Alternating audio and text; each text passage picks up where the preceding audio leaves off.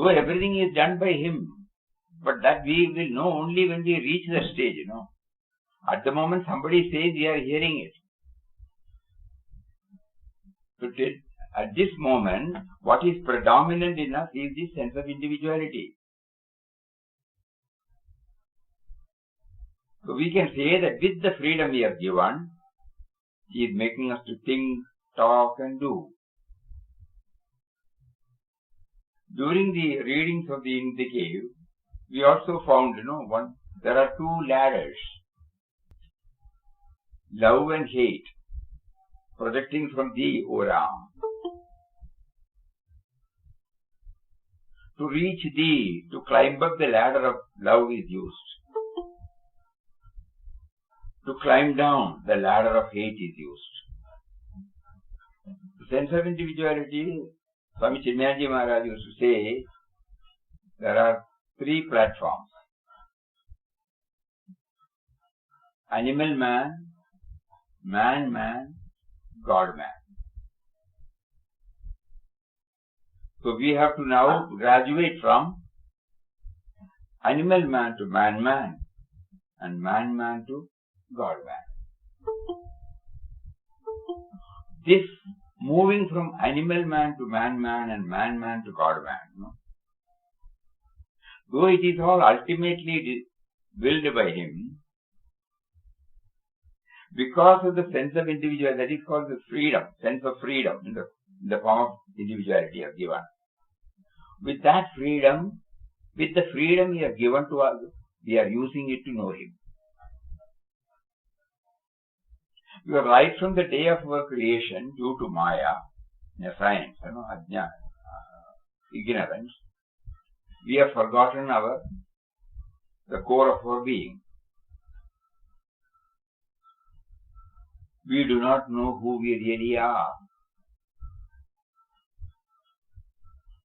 So we identify ourselves with an assumed personality, sense of individuality. And we carry on all our activities from that plane only. But when we happen to meet a spiritual preceptor, or when we go through a Shastras, suddenly we come to realize that we are not what we assume ourselves to be. From that day onwards, we try to do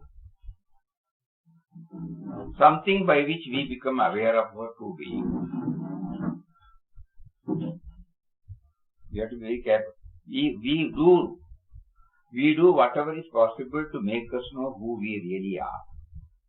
This freedom to do it, sadhana doing. So all our activities are ultimately done by Him only.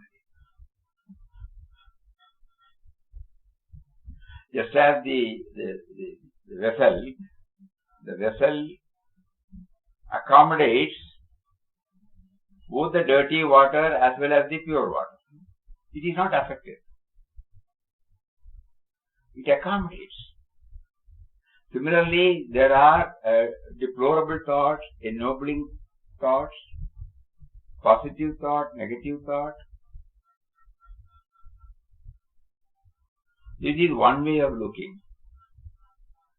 Another way of looking at it, as advised by Papa, is, though initially we may name it as negative thought, deplorable thought, down-pulling thought, the moment we try to bring in the God dimension, it changes its face. So we have got a sense of individuality. So long as a sense of individuality is there, there is a sense of freedom. It is not freedom, it's only a sense of freedom. So when we say that everything is done by God, we are only repeating the word of a master or a shastra. It has not come from our experience. We suddenly sit there and then think, then how can it be? No? So what we have to do is to reach that stage. Sense of individuality has been given the privilege of knowing these souls. And when we reach that source, then we are perfectly right in declaring that everything is done by God. Now, how to make a beginning? That is why Papa said, when you chant, when you close your eyes and chant, two things you remember. One thing is that you are chanting the name of one who is seated within you. Next one is, he is making you to chant. When we keep on trying this, slowly we will know, if he is making me to chant, he is making me to think, he is making me to practice, he is making me to do. This is the process to reach there. Suddenly our mind immediately goes, the negativities are, is it also owned by him? Technically speaking, yes, but it is not. The moment all these so-called mischief or negative tendencies, it all stems from me and mine only, you know. The moment the me and mine gets effaced, and when it is God who is working, where is the question of all these negatives? Who is there to say that this is negative? So at the moment now, instead of our trying to analyze, we will try to concentrate upon where from these words come now. Without life force, we cannot do anything good or bad, you know. That life force, what is that life force? What is it that makes us to breathe? What is it that makes us to do these things? No? Think. Going to the roots of it. The other one is only academic. That which we have not reached. We are comparing this with all. So ours is now to concentrate upon the power behind this very thought, power behind the speech, power behind the reaction.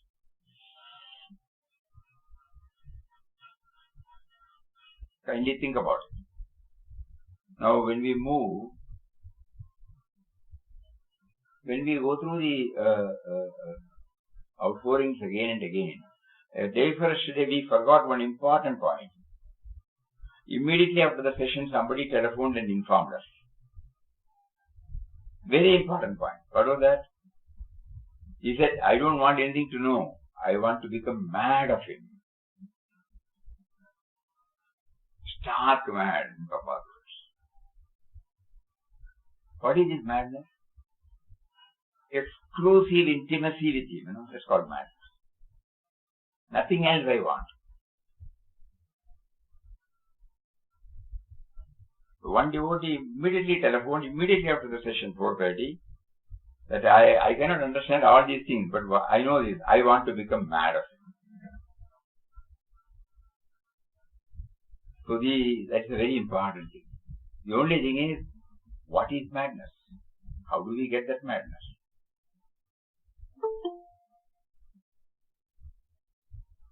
Each one has to find out in a variation, no?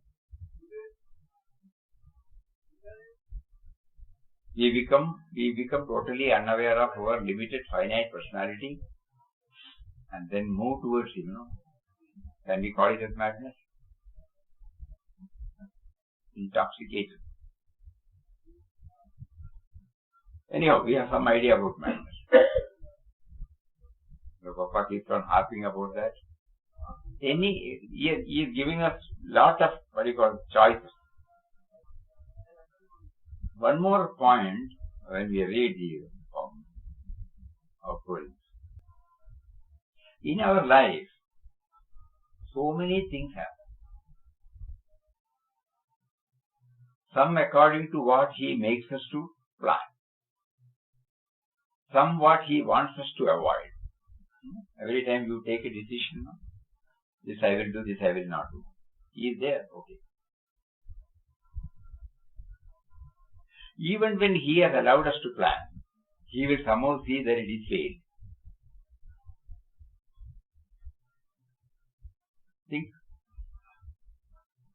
He is behind everything, arguing.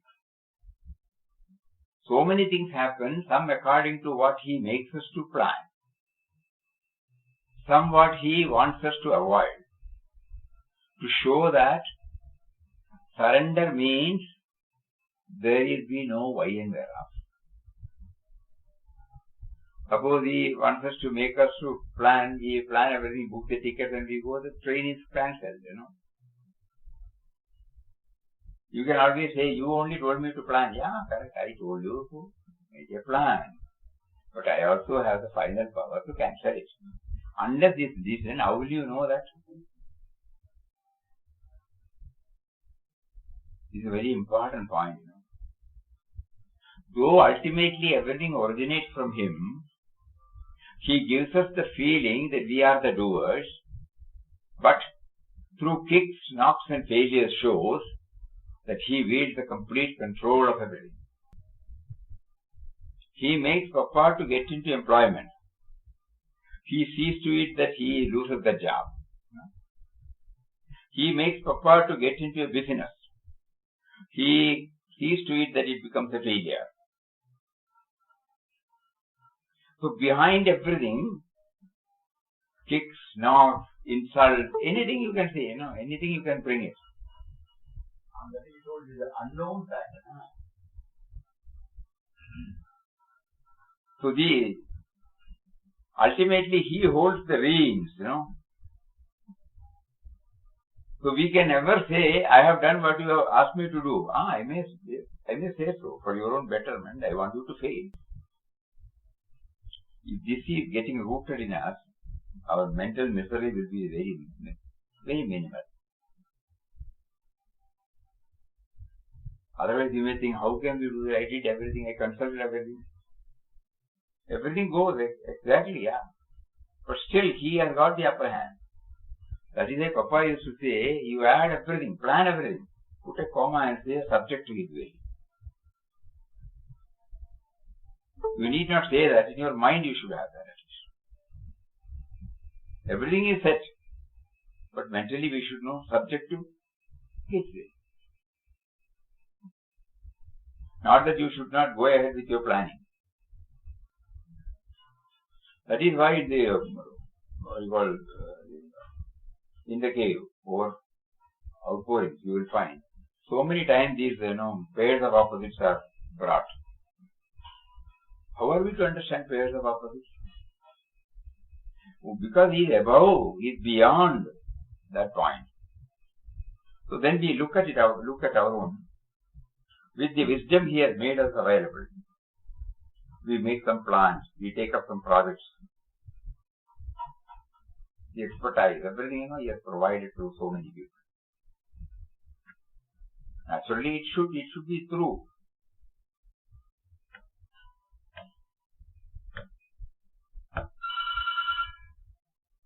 But he sees to it that it fades.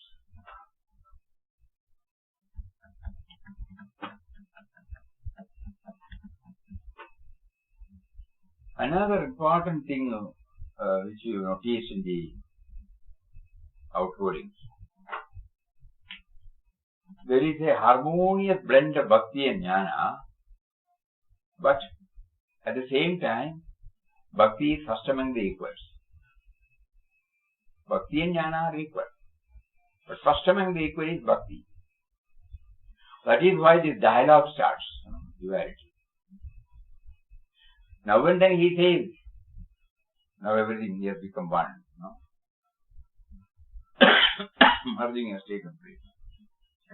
So subtle message is, sadhana should be a blend of both bhakti and jnana, but with let bhakti be the leader.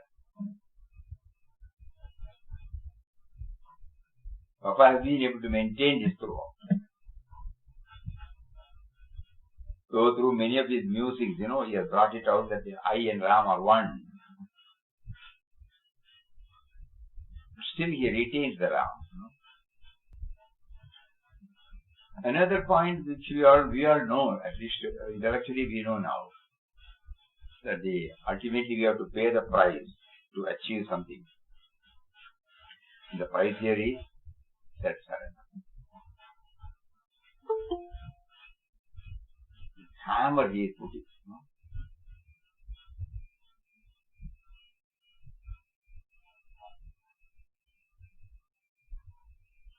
And the greatest shadow, me and mine, that also comes here now. Ramdas, you are nothing. So then, one more point we will read out when that question came. Now what is very relevant. When we say me and mine are to be erased, is it possible? It is not possible to completely erase.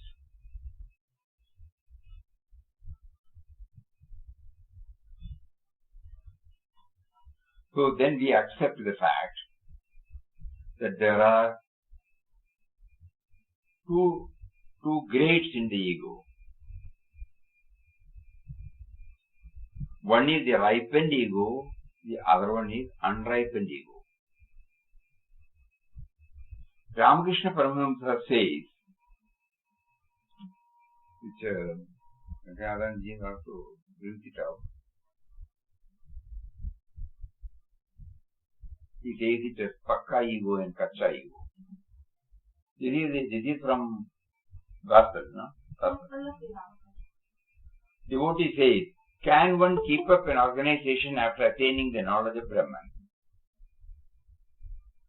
Master, once I talked to Keshav Sen about the knowledge of Brahman, he asked me to explain it further. If I proceed further, then you won't be able to preserve your organization and the following. Then please stop here, said Keshav already. Still I had to. I and mine indicate ignorance. I and mine indicate ignorance. Without ignorance, one cannot have such a feeling, I am the doer. These are my wife, children, possession, name, fame. So Keshav asked, sir, if one gave up the I, nothing whatsoever would remain. I reassured him, said, I am not asking you to give up all of the I. You should give up only the unripe I. The unripe I makes one feel I am the doer. These are my wife and children. I am a teacher. Renounce this unripe I and keep the ripe I, which make you feel that you are the servant of God, His devotee, and that God is the doer, you are His instrument. I am asking you to give up the unripe ego, the wicked ego. There is no harm in the ripe ego, the child ego, the servant ego, the ego of knowledge. The worldly man's ego, the ignorant ego, the unripe ego is like a thick stick. It divides, as it were, the water of the ocean of Satchit Ananda. But the servant ego or the child ego or the ego of knowledge is like a line on the water. One clearly sees that there is only one expanse of water. The dividing line makes it appear that the water has two parts. But one clearly sees that in reality there is only one expanse of water. Shankaracharya kept to the ego of knowledge in order to teach people. God keeps in Brahmajnana. Hanuman, after realizing God in both his personal and impersonal aspects, cherished towards God the attitude of a servant, a devotee. He said to Rama, O Rama, sometimes I think you are the whole and I am the part. Sometimes I think that you are the master, I am your servant. Sometimes, Rama, when I contemplate the Absolute, I see that I and you are one.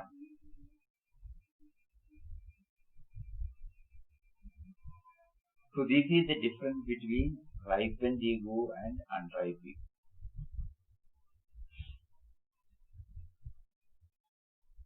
So even when Papa says you have a conflagration and first you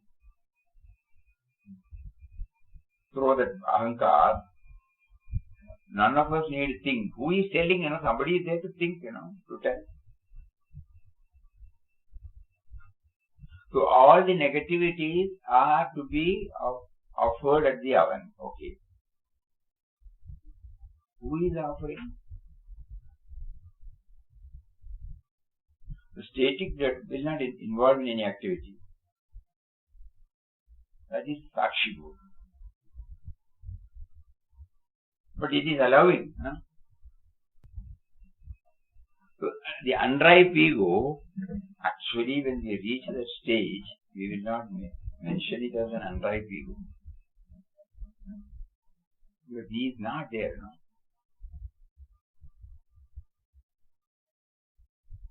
He is not there as the ego.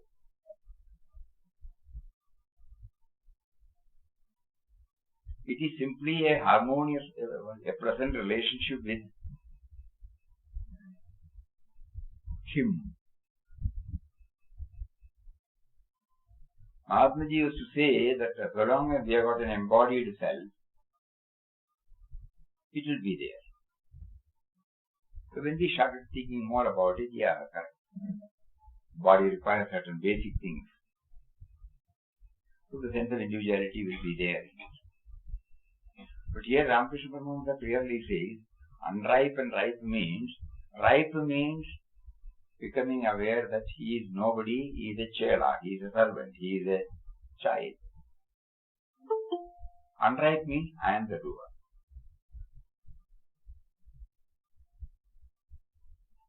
Both these exist only in God. That is called Sarvadi Sakshi Buddha. We have to do a lot of thinking to make it more and more clear. Because the sense of individuality is trying to understand its own source. So naturally there will be, it is not an easy thing to understand. Sense of individuality is trying to understand its own source, its own origin. That we should bear in mind. If it's an outsider, it's alright. Sense of individuality itself, with all its limitation, it is trying to understand its own origin, which is not possible for it. Only when it loses its finite, the sense of finitude, when it loses, then only it can understand. Infinite cannot be understood by a finite. So that limitation is there when we try to explain, when we try to convey. Because it is the sense of individuality now trying to understand its source.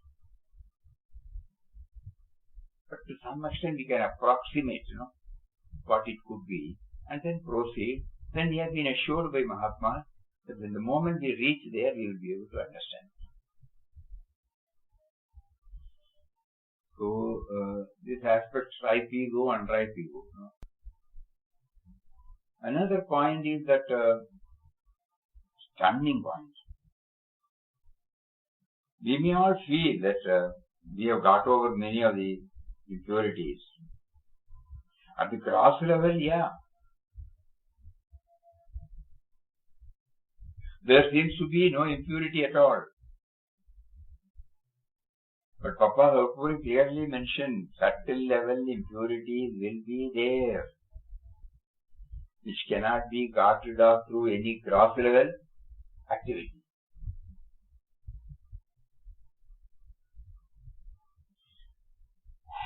So it should be subtle. Even the method of driving out the subtle impurity, that also should be a subtle activity. That's why when he was alone in the cave, he was trying to go through the churning through self-surrender, and then he was able to get rid of it. It was purely an internal struggle and an inward journey. It is an inner activity. As sadhakas, we should know this. Gross level impurities can be erased through gross level activities. Subtle level impurities can only be done through subtle. We have no other go but to allow it to settle down, When the water is very clear, at the gross level, it is 100% pure water. The moment we take a glass of water from it without disturbing, it is perfectly alright. But next time when we put the glass, suppose there is some disturbance, whatever that has settled comes up comes to the top, is it not? Now, is there any method by which you can do it? It has to settle by itself. You allow it to settle by itself.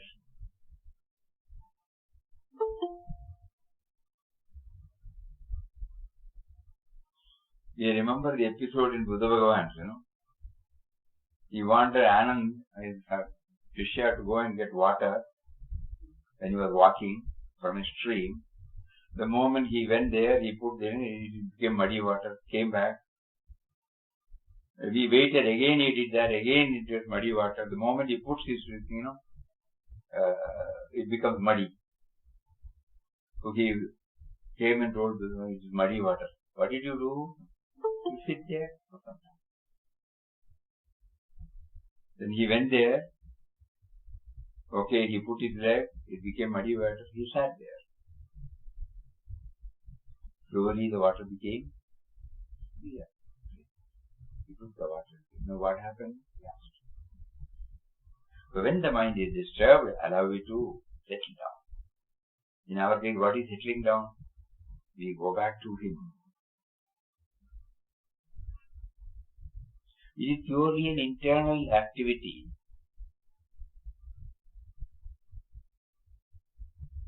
We cannot, according to what we understand now, based upon the outpourings, it is an internal, vibrant activity by which the subtle impurity is removed. It is not an external activity. It is not a heaven that is created outside, no.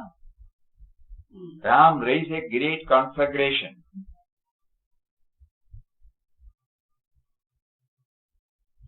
A mighty deluge of fire.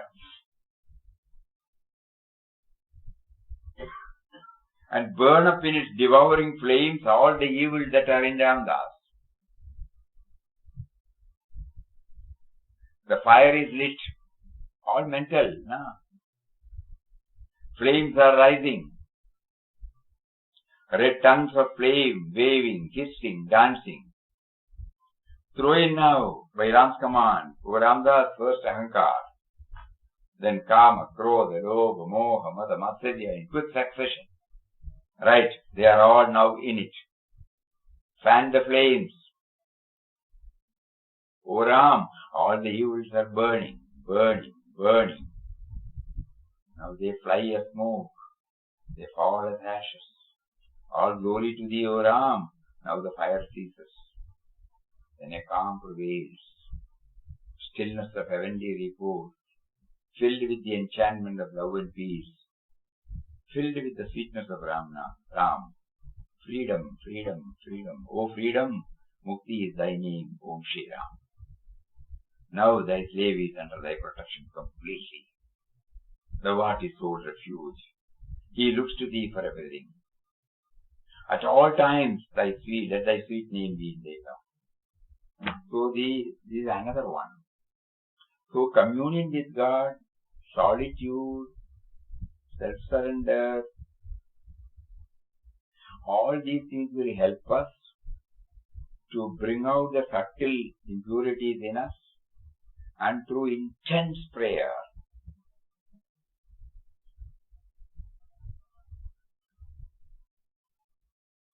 we mentally remove.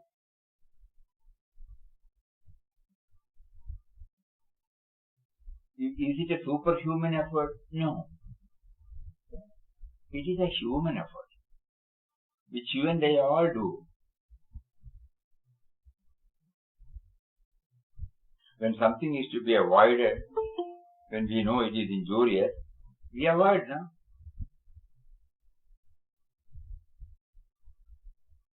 When the doctor says you don't take this, we avoid. Avoiding is an internal affair, no?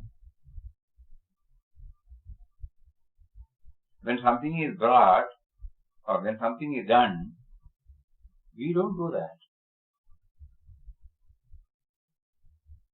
A non-alcoholic, a committed non-alcoholic, he doesn't touch even in the midst of people who are taking it.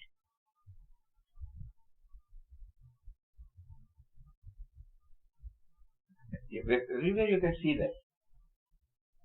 But better to avoid that company, because the mind is so fickle. But we have seen many people, they are apparently sitting there, but they are not involved. They know. Lakshman Rekha, they are very clear about it. So the Lakshman Rekha is the Lakshman Rekha concept, It is in the mental level. So God gives them that capacity to stand the temptation. Now, so we have that. He has given us. With that, we will try to reduce the subtle impurities.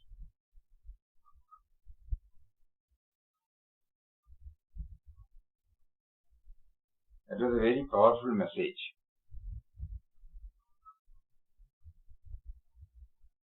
He elaborately explained how it is done in his case. In our case, we have to devise our own method.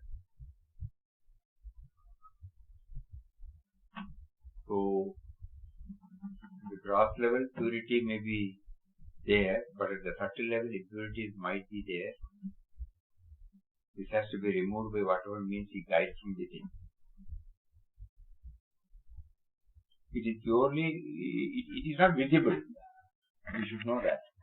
How the subtle impurity is driven away, that process is not visible.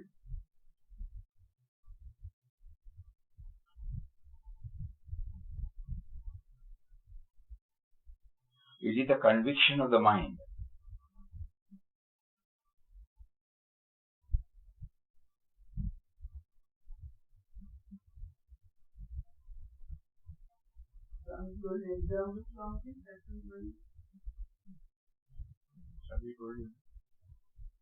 Subtle minds, we will do, there are certain do's and don'ts. When we are more and more committed to be in line with him, suppose something is taken away from us. Normally we will feel, I have lost it, I have to lodge my complaint, this and that, so many. But here, you don't. Because the me and mind, if it is less and less, no, somebody has found it more interesting, let him take it. You leave it like that. You will not allow the impurities to come. What is the impurity? Me and mind, sense of loss, possessiveness, all those things are there. But that goes, by thinking about God has given, I don't have anything, I have not brought anything. There could be umpty number of ways by doing it, subtle level. But it's purely an internal activity. That is important. Nobody knows. Nobody can show that this is how I got rid of it. Because it becomes natural for him.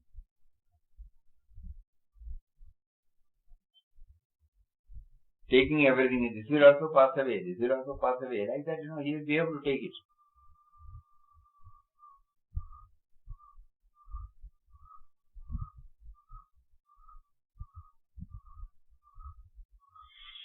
When Papa Mataji had to face that unpleasant situation in our language, in the Kasaragod ashram, that night, God guided him to leave everything, drop everything. Not a single thing they carried.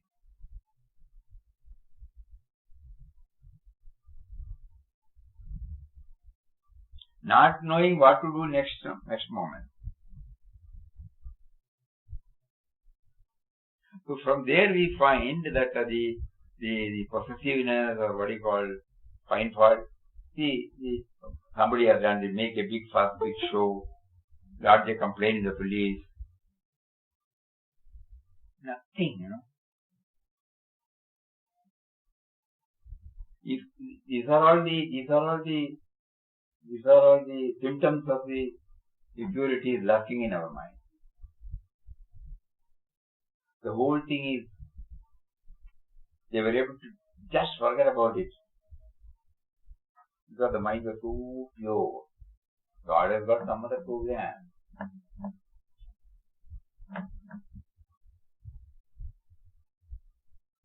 Papa used to say, Mataji never bore anything against anybody, even after that. When they came to this ashram, how they were treated lovingly. So all these things show that this removal of impurities at the subtle level, it should be done by one's own thinking, one's own internally. We cannot say that it's because of this, because of that, because of this, because of that. One thing we can say, because of God remembrance. Okay. Through chanting of His name. With the right perspective.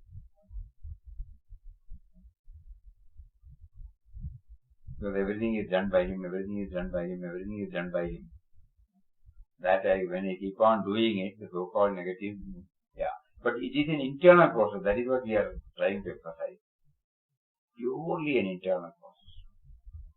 Many other spiritual disciplines are external vows, external doing, We meet a saint, we hear, we plunge deep into it, we understand, we involve ourselves in physical activities, mental activities. So many things are there. But here it is purely one's own. Nobody can help. Subtle impurities, nobody can help. It has to be washed by ourselves, erased by ourselves. By evaluating, how many times he says that, he will just see. Ramdas, you are full of imperfections, And then finally, he arranges the Havan and then see that all the so-called down-pulling tendencies are burnt to ashes.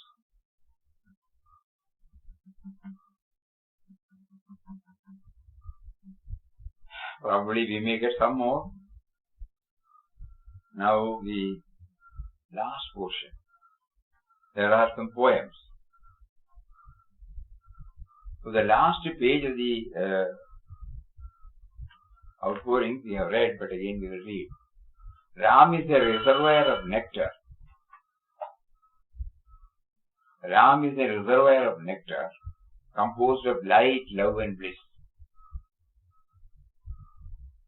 O Ramdas, dive into this well of ambrosia. Sing, swim, dance, yet drown thyself in it. Merging, Light, love and bliss, awareness, absence of otherness, fullness.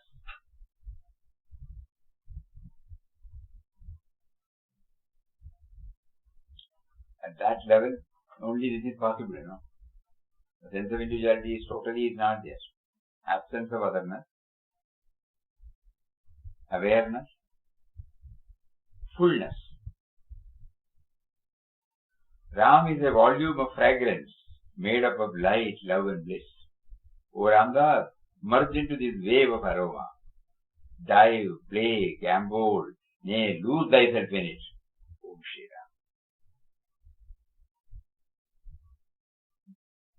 Ram. Ram is a rainbow of colors formed of light, love and bliss. O Ramdas, gaze into this heaven of tints. Link, soap, blend, nay, feel thyself one with it. Om Shri Ram. Ram is the music of tunes filled with light, love and bliss. O Ramdas, drink at this fountain of thrills. Reel, shake, wake, nay, die in the intoxication of it. So the outpouring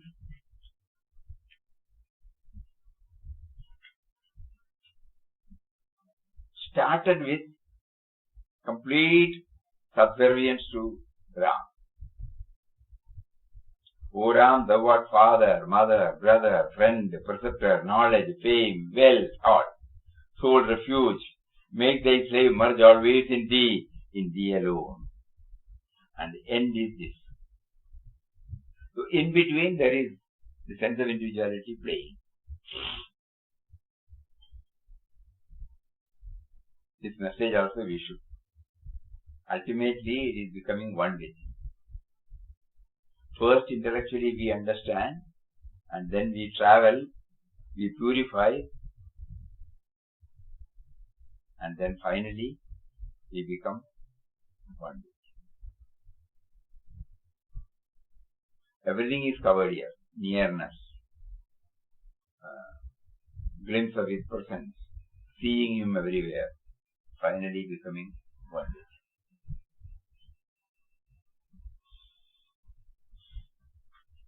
There is a poem. Love softly laid her head. Light nimbly danced around. Bliss made a joyous sound. Peace comes to bless them all. Love gently opened his eyes. Light slowly waved the fan. Bliss left and flicked and ran. Peace smiles upon them all. Love sang her sweetest song. Light tuned her charming rays. Bliss laughs and rings and plays. Peace smiles all over them all. Ram, the blissome love, the shining light, the blissful height, peace over all. Next poem, the soul refuge. O Ram, I take refuge in thee. Thou art my love, my life, my lead. I am in thee, thou art in me. Thou art my mother, father indeed. Thou art the life that pervades all. In thee all things and lives reside. Thou art the life in great and small. In thee my friend and brother abide. Thy lotus feet my constant thought. Thy light divine my only dream. To serve thee is my pleasing lot. Thou art my wealth, name and fame. O Ram, how charming is the sound. O lips, utter Ram, Ram. O mind, meditate Ram, Ram. Forget thyself in him, in him. Ram, I see thy form on every side. In all the worlds thy light and glory abide. O Ram, thou art the sun that shines on high. Thou art the moon and stars that deck the sky. O Ram, thou art the life that fills all space and sets the whirling universe in its race. O Ram, I see in hills thy form divine, in waters vast that flow and wave and shine. O Ram, I see thy light in jungles wild, in trees, plants and verdure mild. O Ram, all life reflects thy godly light. Thou art all in all, love, bliss and might. Here one word, you may kindly think about it. Thou art the life that fills all space.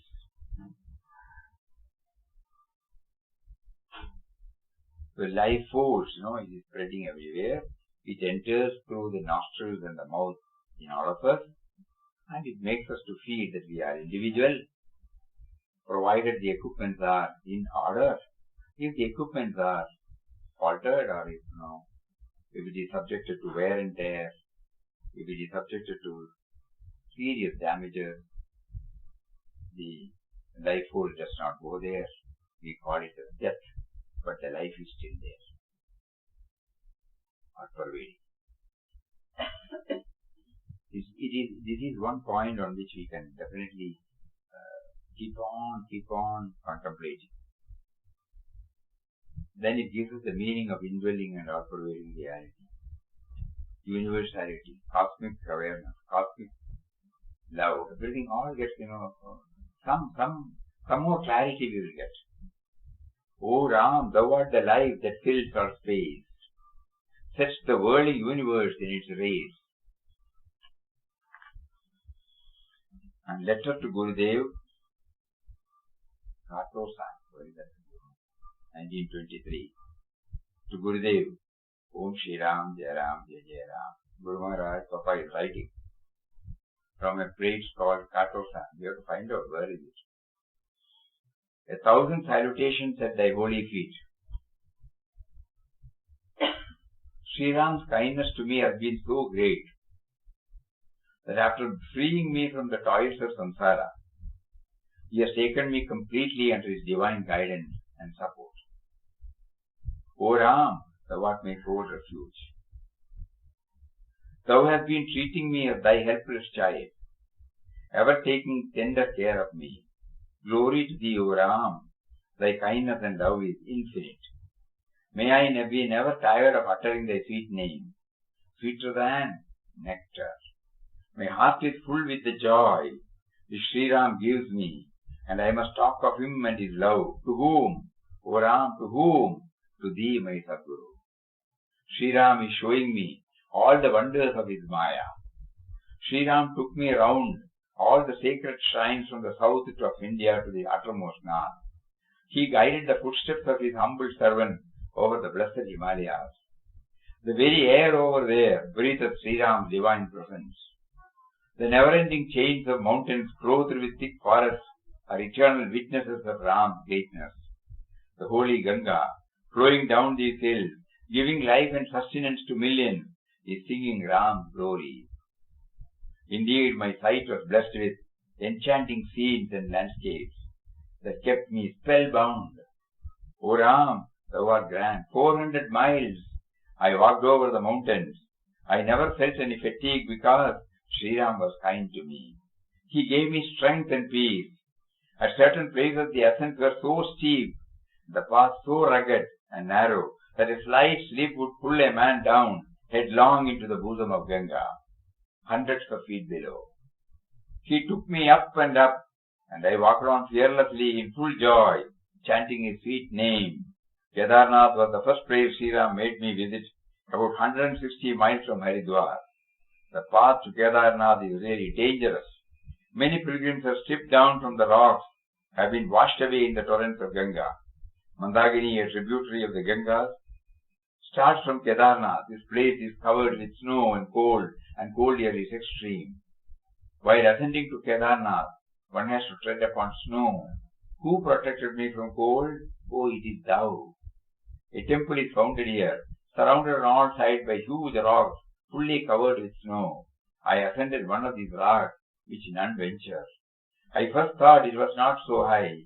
I crawled up 2 hours nearly, still I couldn't reach the top. My hold while ascending was rough grass that peeped here and there through snow. It took me nearly 3 hours to travel up to the top of the rock. The distance traversed might be about a mile. To ascend was difficult enough, but to descend was extremely perilous. I had simply to slip down 2 or 3 yards at a time, then grip the grass. Further it began to rain, not water, but big white globules of snow. O Ram, who protected me here? It is thou and thou alone. After nearly 5 hours I reached the bottom of the rock. I went to the source of the river Mandakini where the snow melts and flows down. Here I bathed in the ice-cold water. One day the heater is not there. O Ram, it is by thy grace I could do all things. All glory to thee. I stayed in Kedarnath for 1 day.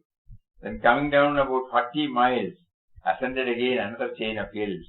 The path here was not so bad as the one leading to Kedarnath, but I had to walk over snow at several places and to cover a distance of about 81 miles. Milestones are on the way. In order to reach the source of the river Alagananda, another tributary of Ganges. This place is called Badrinath or Badrinarayan. Here also the cold is very great. There is a wonder here. From one of the rocks surrounding the temple of Narayan flows down hot, fuming water, which is collected in a tank in which pilgrims bathe. I remained here also for a day and then came down. Thousands of pilgrims are every year ascending these hills for the darshan of Kedarnath and Badrinath. through over-exertion, many old men and women give up their bodies on the way. Ram's kindness to me during this journey was so great that I never felt hungry on the way. The pilgrims here were very kind to me. They used to vie with each other in serving my wants, which consisted of 2 or 3 rotis without salt and boiled potatoes. Some veritably worshipped Ram's humble Das. Haridwar is the starting point for this Himalayan pilgrimage. About 15 miles up the hills is situated the place called Rishikesh, where about 100 Mahatmas reside in their respective ashrams, thatched huts on the banks of Ganges. The place is simply enchanting. For a time I thought of settling down here once and for all, even without proceeding further on the hills. Even now I wish Sri Ram should take me to this place again, so that I might spend the rest of my life in the company of these sannyasis, but I do not know what his wish is. I remained in Rishikesh for 3 days. In my wandering on the hills, I visited the ashrams of Agastya Muni, Narad, Pandavas. It took me 40 days to complete this pilgrimage. These mountains are peopled by hill tribes who live by cultivation. They are so simple, so pure, uncontaminated by the touch of modern civilization. Ramnam is on the lips of all of them. They are a fair complexioned face, clad in clothing made of thick blankets. Even women use thick rugs for saris. They are also rearing cattle and sheep. The latter yield wool, which they spin and weave into blankets for their clothing. Wonderful are thy works, O Ram. Returning from the Himalayas, Ram directed me towards Mathura, the birthplace of that love incarnate Bhagavan Sri Krishna, wherefrom I visited Gokul, Govardhan, Vrindavan. I spent about 10 days on the banks of the holy Jamuna in Vrindavan. Vrindavan is a delightful place. From Mathura, Sri Ram made me travel down to Rajpur, Raipur, Ajmer, where I visited Khaja Pir, the famous shrine of Mohammedans, and then ascended the hills of Pushkar Raj, remained there for 5 days, then came down further this side. Ram wants me shortly to visit Dwarka and Girnar. Girnar is the stand or seat of Dattatreya. After visiting these places and Pandharpur, Ram seems to be wishing to close my itinerant life. At present I am staying in the ashram of a Mahatma of Gujarat. This ashram is situated in a jungle, quite solitary, where I can perform Ram Bhajan with great pleasure. I am praying Ram to point out and lead me to a place where I can spend the remainder of my life in meditation of him, in uttering his sweet name. The charming music of the sound has sustained me all along. It will certainly fill me with his grace till the end, but what he intends to make of me is not known yet. My prostrations at the holy feet of my Gurudev, our Father who gave me the divine Ram Mantram. I crave for thy blessings. May Sri Ram keep you blessed with his grace, in the fervent prayer of his humble Ramdas. I may, by Ram's will, remain here for about 10 days before going to Dwarka. Love and Namaskar, Ramdas. Letter to Rukmabai, to Srimati Rukmabai, dear sister, you are to me only a sister in future. On the eve of Swami Ramdas's departure from Mangalore, on 27th December 1922, this letter was written to Srimati P. Rukmabai, wife of Sri Ramdas in his Grihasthashrama. Dear sister, you are to me only a sister in future. Sri Ram, at whose feet I have surrendered myself entirely, has called me away from the past fear of my life. I go forth a beggar in the wide world, chanting the sweet name of Sri Ram. You know I have no ambition in life, except to struggle for the attainment of Sri Ram's grace and love. To that aim alone, I dedicate the rest of my life and suffer for it, suffer to any extent. We may not meet again, at least as husband and wife. Walk always in the path of God and truth, and make Rame do the same. Don't give up the spinning wheel. It will give you peace and happiness. Let Rame also work it. Sri Ram's blessings on you and Rame. He protects you both. Yours affectionately, B. Vittal Rao. So that is how Papa made us to now reach the end of the book, In Quest of God. But all of us are only now starting our inquest of God. That is the simple, blunt truth. So never think for a moment that we have completed it. For the past nearly 1 month, or more than that, Papa made us to fill our mind with his experience narrated in Inquest of God. He literally took us with him. And at the end, he made us to join in his outpourings. Now it is left to all of us. Either to treat it as a book of Papa's experience or as the guide, the manual.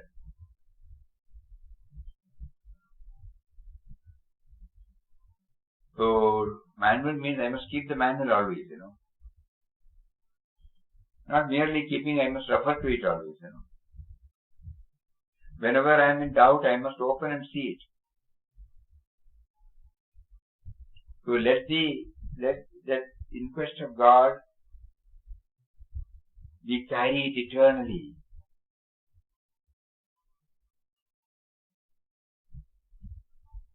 The point that help us in our move towards Him, that help us in our dealings with outside. Both are there. In developing the right relationship with persons, attitude, objects, and also the right methodology to feel it. Both are there in Inquest of God. Not merely for a contemplative life, but also for an active, dynamic life outside. Each one has to do some research on this based upon. Each one can come out with their own findings. So both go hand in hand. The so-called mundane and the so-called spiritual. So on 27th December he started. Till he came back, he was very much with the world outside. Very much with the changing situations, changing persons, changing objects. How he was dealing with, how he was able to keep up the same equilibrium. And then when he came back, how he was able to consolidate everything and go within. So both are there. To successfully lead an outer life and to successfully lead an inner life. Both are there in quest of God. So we pray to Him. You gave us a lot of opportunities to make us aware of these truths. Kindly ensure that we don't forget.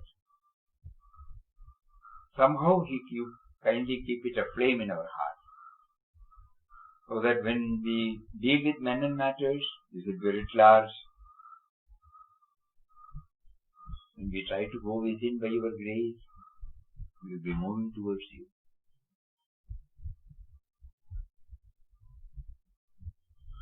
Before we close, we would like to read that poem. This one?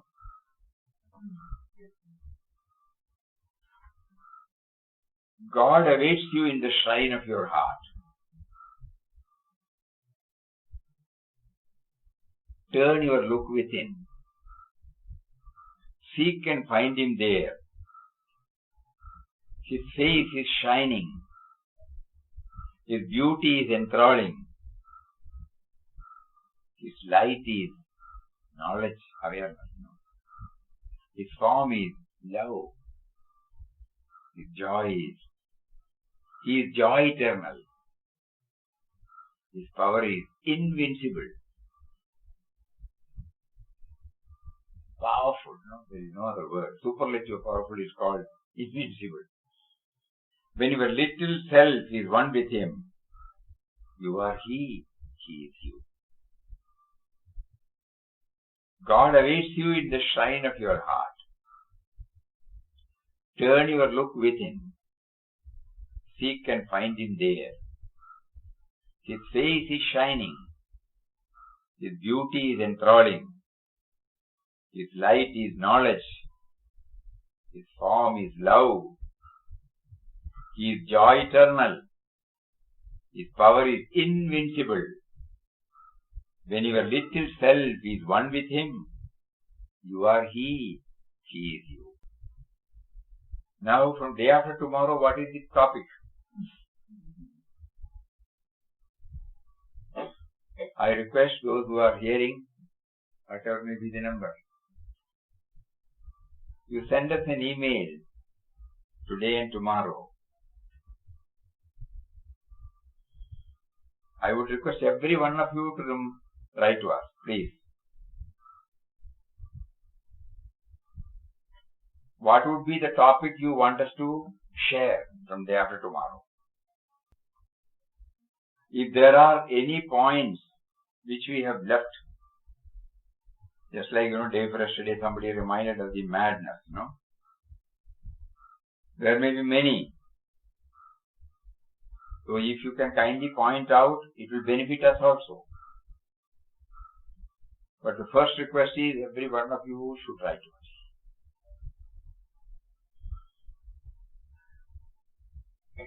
That is the incentive, for this session. Otherwise, we still feel it becomes a one-way traffic, which has got its own limitation. Kindly send us any new point if you have found out, or any topic that you want us to continue. Is that okay? Om Hari Om.